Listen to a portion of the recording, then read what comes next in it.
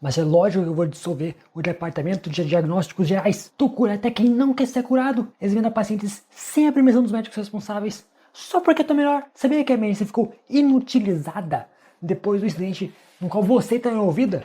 Só porque quis ficar brincando de Little Inferno nos episódios passados? E como se não bastasse, agora você está sendo processada, essa pirralha. Lembra daquela mãe no episódio 1? Ela voltou dizendo: o diagnóstico dessa biscate foi tão ruim que se ela fosse pro CSI, ia estar no olho da rua em menos de um dia. Mas isso é impossível. A única vez que eu errei foi quando eu pensei em estar errada. Foda-se. A sua caca respinga na gente. Então, a partir de agora, considere que você tem 24 horas para provar a sua inocência.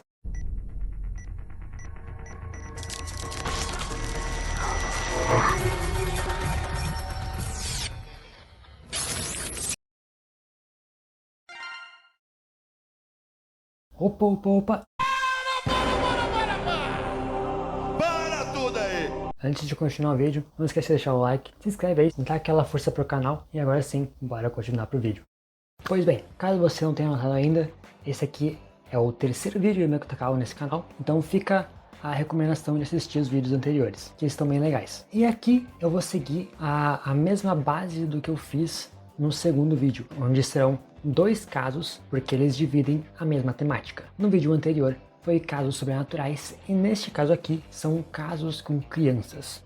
E como já ficou claro no início do vídeo, a Takao está sendo processada pela mãe do garoto do episódio 1 e ela se chama Omoka. O moleque voltou para o hospital e é claro que a Takao vai tentar ir atrás dela, afinal a Takao está sendo processada e segundo ela não fez nada de errado. Em teoria era para o garoto ter ficado saudável, mas o que aconteceu é que ele ficou inconsciente e agora está internado na pediatria. Então ela vai até lá com o passarinho e o médico responsável explica para ela dizendo que eu não acho que você diagnosticou errado. Sem a vitamina A, que foi o que ela retirou dele lá no episódio 1, houve uma melhora de alguns sintomas, mas a náusea e o enjoo dele pioraram. Ele fica tonto durante metade do dia, metade de um dia, vomita várias vezes e praticamente não consegue caminhar. E isso afeta até o estado de consciência dele quando ele está muito mal. O médico responsável então diz que esses sintomas parecem ser efeitos colaterais da carbamazepina, que é um remédio que o menino toma para evitar convulsões. Mas não existe um problema na concentração sanguínea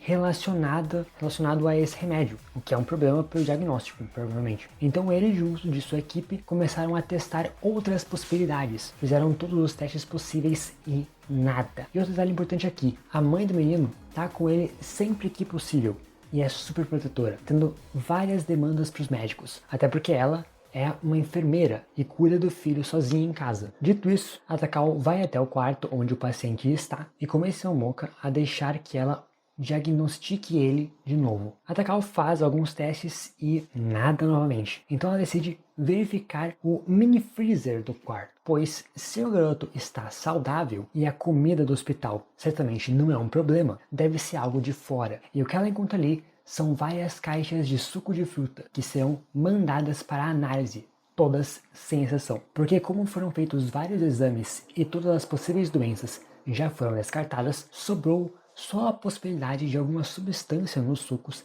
estar agindo como algum tipo de veneno para o menino. E detalhe, esses sucos são dados todas as manhãs. Passado algum tempo, o garoto passa mal de novo e o anime faz questão de frisar que ele tomou os sucos. A mãe deu um jeito de trazer um novo para ele. Suspeito! Só que chegam os resultados da análise e os sucos que foram coletados ali para fazer testes, não tem nada de errado. Então a Takao fica desesperada e começa a discutir com o passarinho e com a mãe, que diz nesse trecho bugado que o paciente não gosta muito das frutas. Meio estranho a mãe trazer suco de frutas para ele então. Mas a Takao tem um estalo e pergunta pelo motivo de o menino não gostar das frutas. E o motivo é que algumas delas são amargas. Pensa.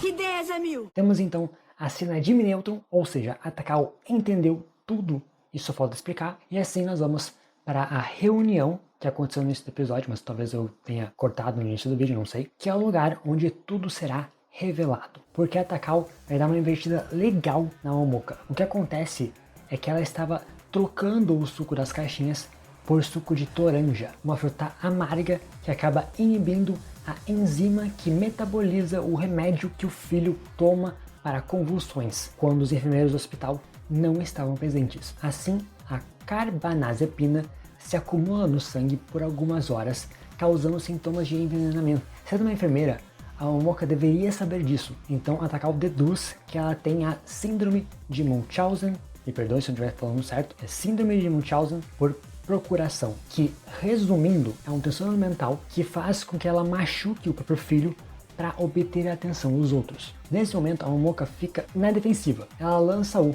"Ah é? Então prova". E a Takao responde: "Beleza, a gente pode enviar a polícia para sua casa então. Quem sabe lá a gente encontra algumas seringas que você usou".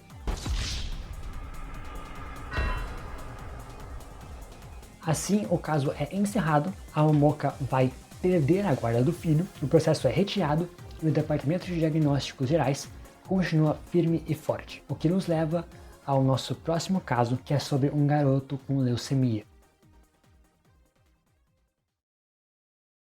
Passado algum tempo, o médico responsável pela pediatria, chamado Kuma, ele resolveu chamar a Takao para ajudar ali na pediatria de novo. O que acontece é que 3 meninos tiveram pioras, sem nenhum motivo aparente. Eles iam receber alta, inclusive, mas algo mudou sem que os médicos e enfermeiras da ala pediátrica percebessem a causa. O primeiro moleque se chama Sekihara, que foi internado por apendicite aguda e há uma semana após as 9 da noite ele começou a vomitar de repente. O segundo é o Sakuta, que foi hospitalizado com pneumonia por micoplasma e há 4 dias, pelas 11 da noite, ele teve um ataque de asma. E o terceiro e último é o Atsushi, que tem a síndrome de Wolff-Parkinson White, ou seja, ele tem crises frequentes de arritmia e há 8 dias ficou com falta de ar e desmaiou. Mas a Takao não parece estar muito afim de solucionar esse caso. Nisso, o Kuma também disse que um anjo tem aparecido na ala pediátrica.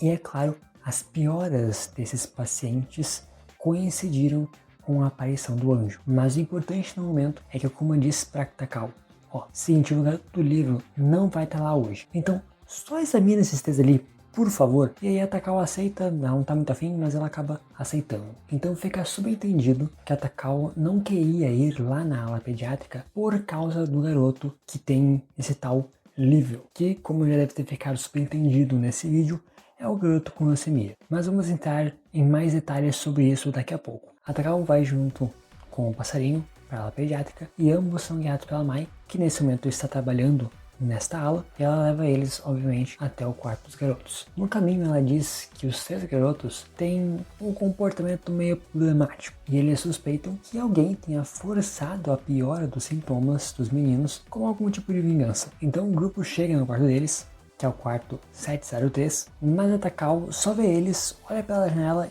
e já sai dizendo: já sei o que está acontecendo, mas eu não vou contar. E assim que eles estão saindo do quarto, chega o médico responsável pelo Atsushi, dizendo que ele vai receber alta, né? O passarinho fica meio desconcertado, tipo, a gente vê, pra que a gente veio aqui então? É como pediu pra gente examinar o moleque. Mas o médico só reitera de que, eu sou o responsável pelo paciente, eu não preciso da autorização de vocês para dar alta para ele. E antes da Takao e o passarinho saírem da ala pediátrica, a Mai convence eles a irem na sala em que o anjo apareceu. No caso, esse é justamente o quarto onde um menino de 8 anos, chamado Miki Kenta, está internado por leucemia. Eles dão uma olhada por lá, mas quando o menino aparece, a Takao entra em pânico e sai correndo. Ele chega lá, pede pra ela ler o livro dele, que é justamente um livro que tem um anjo na capa, e ela não sabe como reagir, só sai correndo sem dizer nada. E a mãe do moleque ainda tenta passar um pano ali, tipo, talvez ela seja meio ocupada, né, esteja com pressa, não leva pro coração não. Mas o mais importante agora é que o passarinho e a Mai ficam ali e conversam com o menino, né? O Miki fala que esse livro que ele tá segurando é um livro novo porque ele perdeu o primeiro que ele tinha. Era a mesma história, o mesmo livro, só que ele é novo porque o anterior por algum motivo foi perdido. E como eu disse, esse livro tem um anjo na capa e o nome da história que está impressa nele se chama A Noite dos Anjos. E o Kenta nesse momento ali, ele tá se enturmando com o pessoal que é novo para ele, ele fala que o anjo que tá naquele livro ali é real porque ele viu aquele anjo. Mas na mãe dele, o repreende dizendo que, mano, você deve estar alucinando alguma coisa do tipo, não é verdade. E nesse momento vemos que o Guri Ruivo, que é o Atsushi, tá observando tudo, mas o pessoal nota a presença dele e a gente percebe que tem um atrito ali, ele não é bem quisto. Já olhou pra alguém e pensou, o que passa na cabeça dela? Você vem aqui pra quê então, seu idiota? Vai tomar no seu cu, seu filho da puta! Falou, vai se fuder! Sabe daqui, meu! Sabe daqui, mano! Assim, o Guri sai de cena e a mãe do Kenta reclama do filho estar num quarto tão próximo dos Três Pestinhas. E é aí que o anime explica o motivo deles serem problemáticos. Acontece que eles zoaram o Kenta por ele estar careca. Tá tão engraçado hoje, seu filho de uma puta. Calma aí, paizão. E suspeita-se que foram eles os culpados pelo Kenta perder o livro anterior. Nisso, o Kuma chama o passarinho Yamai e explica a situação sobre o moleque em si, sobre a relação do moleque com a Takao. A questão é que o Kenta já havia passado pelo hospital quando a Takao ainda era apenas uma enfermeira. Inclusive foi ela quem percebeu os sinais de leucemia e ajudou o médico responsável pelo garoto durante o tratamento, e os dois acabaram se pegando ali. Eventualmente, Kenta fez quimioterapia, se recuperou, recuperou a saúde e voltou para casa. Só que se ele está com leucemia no presente, isso significa que a leucemia dele reincidiu. E dessa vez a recuperação dele é muito improvável. Então a Takao está evitando o contato com o Kenta, pois no fundo ela sabe que não pode salvá-lo dessa vez. E ela não consegue aceitar isso. O passarinho até tenta convencer ela a ir ver o Kenta, porque ela ainda pode conversar com o Guri, sabe, ele é apegado a ela, e isso já vai fazer toda a diferença. A presença dela ali já vai fazer o resto da vida dele, do que sobra, ia ser mais feliz. Já vai amenizar o fato dele estar morrendo. Mas ela continua relutante em visitar o Kenta e prefere fugir da situação. O passarinho ainda insiste em tentar convencê-la, dizendo que ela precisa aceitar que ela não pode salvar todo mundo, senão ela não salvará mais ninguém, inclusive os outros 3 meninos. Mas a Takao responde que os 3 estão de boa, nada grave, e novamente ela explica nada. Enquanto isso, o anjo continua aparecendo pro Kenta, e o Atsushi tem muita dificuldade para respirar. Os médicos não perdem tempo, vão ali, fazem alguns exames. Os médicos ali que estão responsáveis pela parte dos meninos, do Atsushi, da ala pediátrica, logo acabam se reunindo e, segundo o que eles descobrem, o Atsushi teve uma parada cardíaca. E o médico responsável por ele, nessa reunião que eles estavam tendo, já vai dizendo, olha, a doença dele não deveria causar isso. Mas é aí que a Takao entra na sala onde eles estavam fazendo essa reunião e diz que é isso mesmo, não deveria acontecer. A doença do menino não deveria causar isso. Mas o que está acontecendo não é nada demais. E mesmo que o que esteja acontecendo seja nada demais, ela não achou que o culpado dessa situação ocorrer fosse cometer esse erro. Ela não especifica qual erro que é, mas disse ele cometeu um erro, e a gente entende então que, a princípio então, ela sabe que é o culpado e ela vai revelar. Tanto que depois de perguntarem para ela, então, você sabe quem é o culpado? Ela responde, sim. E é o mesmo no caso do anjo. Nesse momento, a cara de todo mundo ali é basicamente olhando pra ela e dizendo fixamente, beleza, você sabe quem que é? É o mesmo que a do anjo? Ok, beleza. Diz quem que é sem falar em enigma, professor Roteiro. É bem essa sensação que fica. Só que chegando na sala onde estão os 6 problemáticos, parece que a Takao retrocede e já chega lá falando, ó, tô te dando alta e não vou explicar. Mas ainda naquele dia, eles pegam o Atsushi.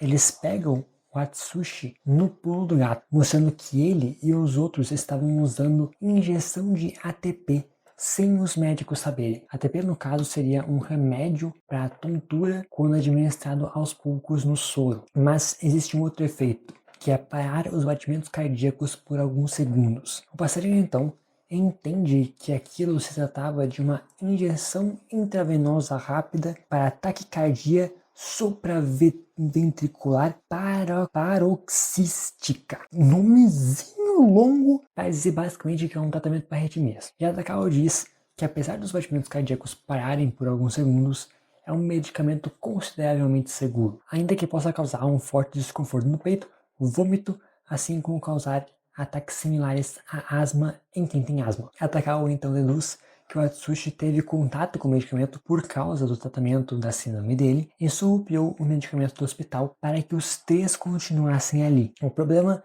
é que na noite anterior ele usou uma dose maior do que deveria. Ao invés de usar a de 10 miligramas, ele usou a de 40, o que fez o coração parar por muito mais tempo. E também, segundo o que a Takao revela, também foram os 3 que deram um sumiço no livro do Kenta, no livro antigo do Kenta, realmente foram eles. E tudo isso porque provavelmente alguém, ali, algum adulto, de repente explicou a situação do Kenta para eles e eles se sentiram mal pelo que fizeram. Sendo assim, eles queriam permanecer no hospital até o dia em que o Kenta partisse, fazendo com que o anjo do livro dele viesse visitá-lo em seu quarto todas as noites. Afinal, os 3 sabiam o quanto aquele anjo era importante para o Kenta, pois ele realmente acredita naquele anjo e que ele vai levá-lo para o céu.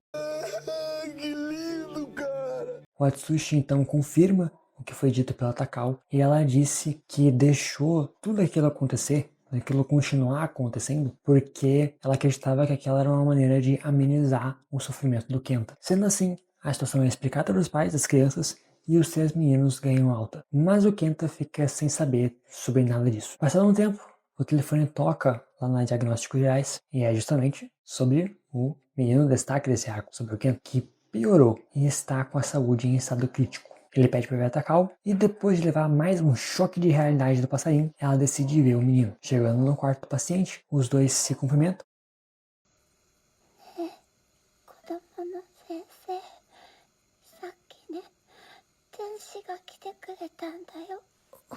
Monstro não chora! E o Kenta diz que tinha acabado de aparecer um anjo ali, logo antes dela aparecer. E como último pedido, a Takao leu o livro do anjo pro Kenta mais uma vez. A cena que ela lê é bem longa, mas basicamente, eu não sei se é um conto real que existe no Japão, ou se é uma história criada só pro anime, pro mangá de Mieko Takao, mas resumindo muito o que é essa história, basicamente é sobre uma menina pobre que vive com a mãe dela e a mãe dela tá sempre doente e quase nunca pode sair de casa. A menina, ela basicamente tem que dividir o pão com a mãe e eventualmente ela tem que ir na cidade buscar alimento. No final da história, a mãe da criança é levada pelo anjo, ou seja, muito provavelmente essa é uma forma de dizer que ela morreu da doença e a criança ficou sozinha. O que é uma história triste, mas a forma como isso é passado, por ser um livro infantil, a forma como isso é passado não é chocante, não é triste, acaba sendo algo positivo porque a mãe ascendeu ao céu. É justamente uma forma de amenizar a dor da morte. O anime então corta e a gente tem uma última parte da Takao conversando com o passarinho lá na Diagnósticos Gerais.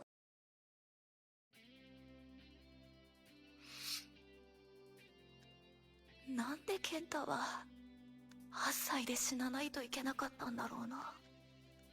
あんなにいい子だったのに。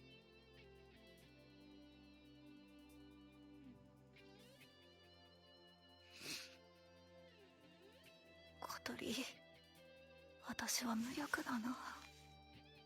みんな無力ですよ。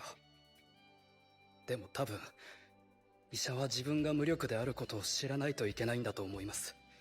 そうして初めて患者さんに真摯に向き合えるんじゃないですか。そうだな。